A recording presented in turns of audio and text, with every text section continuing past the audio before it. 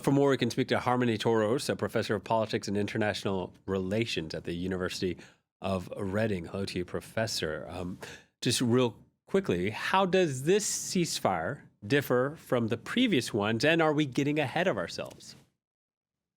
Well, I think one of the main differences is that the United States and President Trump in particular are front and center for this agreement. I mean, the opening line of the ceasefire agreement says President Trump announces an end to the war in Gaza. He doesn't even announce a ceasefire. He announces an end to the war, and which means that to a certain degree, he's putting his political capital onto the success of this ceasefire and the first step being taken, ideally, towards a longer term solution. And that makes a considerable difference because we know that the only country, or at least we have seen that the only country that can really make pressure on this Israeli government is the US and President Trump. So the fact that Trump himself is going to Egypt tomorrow and is willing to put his reputation to a certain degree on the line is an indication that we can be more hopeful than we were in the past. And are we certain that the hostage and prisoner exchange will go smoothly, or could there be anything that could trip it up?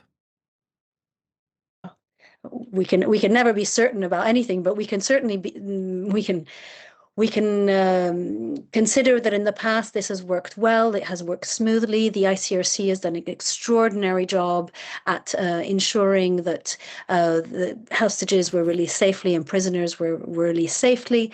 I think the fact that in the agreement it specifically says that there will be no public ceremony and no media exposure to this is probably a relief to the ICRC because those ceremonies, I think, were difficult to manage, and there was always a danger that something would go wrong. And also, on a human level, I think they were rather difficult for the hostages as well. So the fact that this is being avoided is probably an indication that this will go smoothly, and the ICRC has run this smoothly even in the past. So there's no reason to think this will not work. Right. And I think that's why there's a lot of optimism, at least for phase one.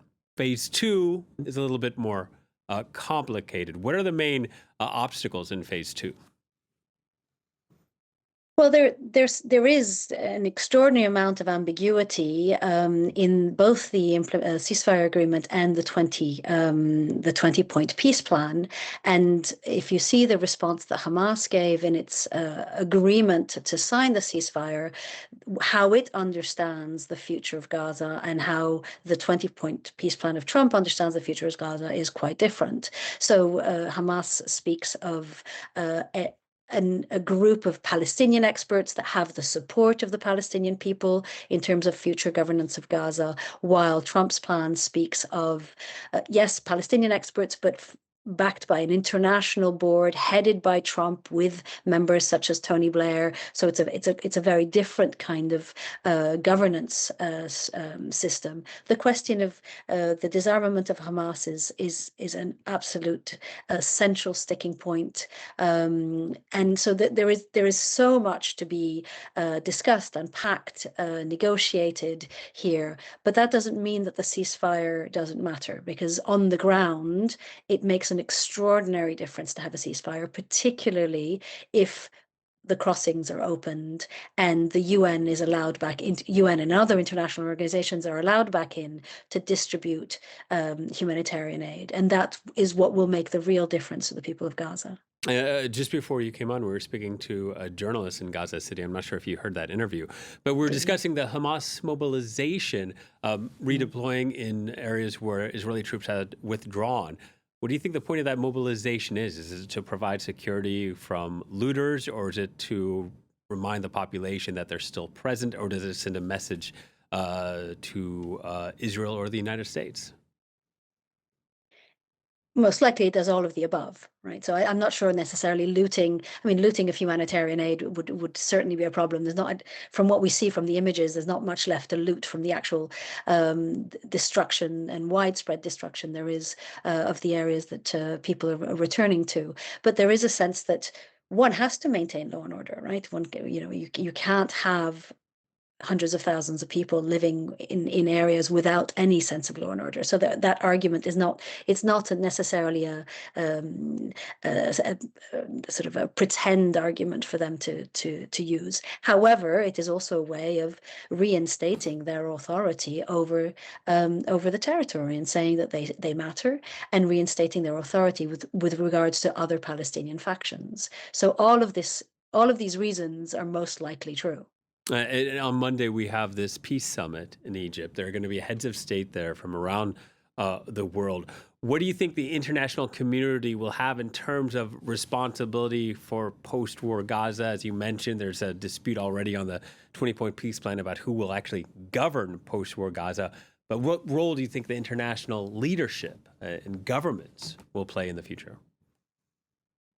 So certain countries have been given, very clear roles. So the United States, Qatar, Egypt, and Turkey now as well come in as key players. Well, I mean, a lot of them have been key players, but they're sort of given a formal role in positions as guarantor. I think Turkey is going to be particularly active in the International Stabilization Force. It has a credible armed forces that can support and can contribute to this force. So those are very clear contributions that these countries will make.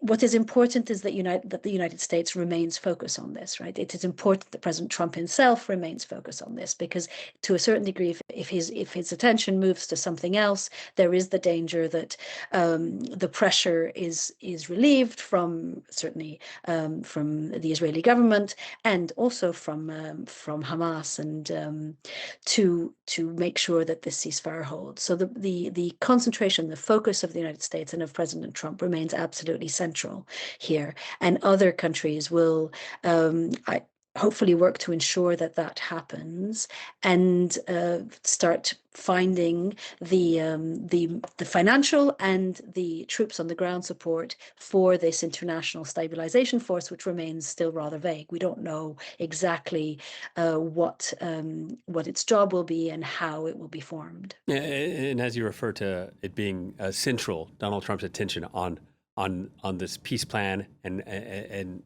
what comes in the weeks and months to follow, I'm curious how much credibility how much credit he deserves. Do you think maybe next year for the Nobel Peace Prize he would be a strong contender? I think this focus on the Peace Prize is not very helpful, to be honest with you, in the sense that what matters is that people stop dying. What matters is that the devastation that has occurred in Gaza in the last 2 years comes to an end, and who gets the Peace Prize down the line is not really a point that we should focus on. And I understand, that there is a symbolic value to it, and that it can matter on a personal level. But I think what matters here is that the United States is a necessary actor, particularly with this Israeli government, to ensure that progress is made. Other actors, such as Qatar, such as Egypt, such as Turkey, are absolutely necessary to ensure that Hamas stays with the peace plan and is willing and to make concessions and engage with negotiations in good faith. And that, I think, is far more central than the who gets the Nobel Peace Prize next year. Very well said, Professor. Thank you very much. Professor Harmonie Toros joining us from the University of Reading.